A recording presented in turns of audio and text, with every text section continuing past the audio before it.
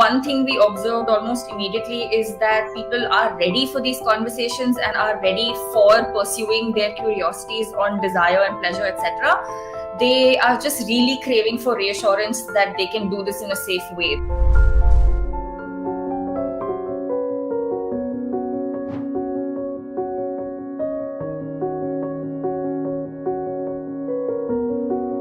Hi, my name is Ashish Mehrotra. I am the co-founder of Sangya project along with Tanisha.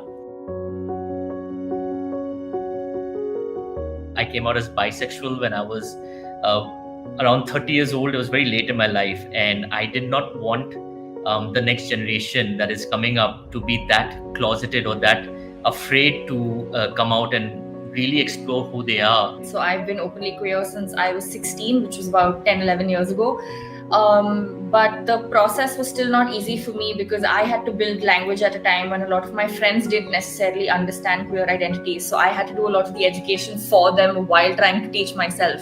So Sangya project started off as an Instagram page where we were giving literature, which then grew into a place where we started selling pleasure products for them so that they can explore their sexuality a little bit more.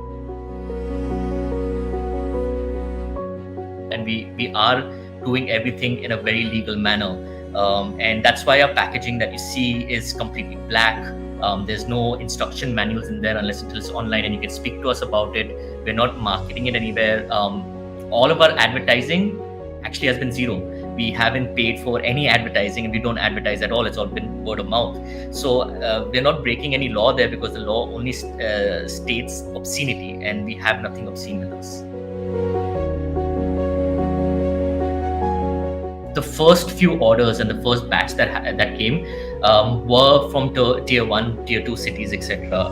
But as the price range started to widen and we became even more accessible and we added cash on delivery, that is when the tier 2, tier 3 cities started opening up. And there were pin codes where we actually had to check with our logistic partners whether they deliver to those areas or not. To be honest, if I weren't queer, and this is my honest answer, if I weren't queer, I wouldn't be in this space. The reason I want to be in this space is because I didn't understand myself. I didn't understand my sexuality.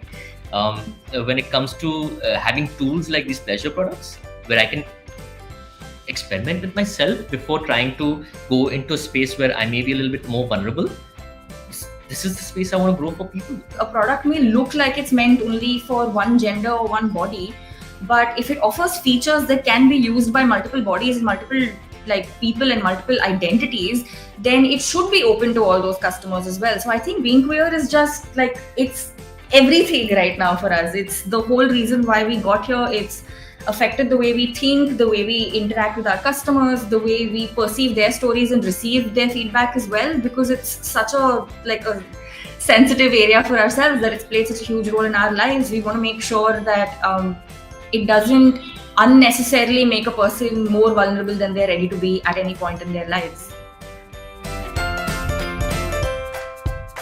Creating sex ed models that sort of prioritize fear, right? And the idea of preventing this from happening and preventing that from happening. It's kind of like saying, if I don't tell my child that there's something across the street, they will never try to cross the road. But they are leaving the house. They're going to see the road. They know that there's something out there. They will try to cross the road at some point. Maybe one day they will need to cross the road. And I think that's why the conversation of pleasure matters as well. It's about telling people, hey, your options are A, B, C, and D. And this is what happens when you choose A, B, C, and D. And this is what you can do if something goes wrong when you choose plan A, B, C, or D. They know that if a mistake happens, it doesn't mean they're a bad person. It just means that a mistake happened. And that's why pleasure needs to come above fear. Autonomy needs to come above fear so that people can just know that they can cross the road. And if something happens, then there are options to deal with what happens when they cross the road. More products is what needs to be watched out for. Our lubricants, which are absolutely natural and manufactured in India.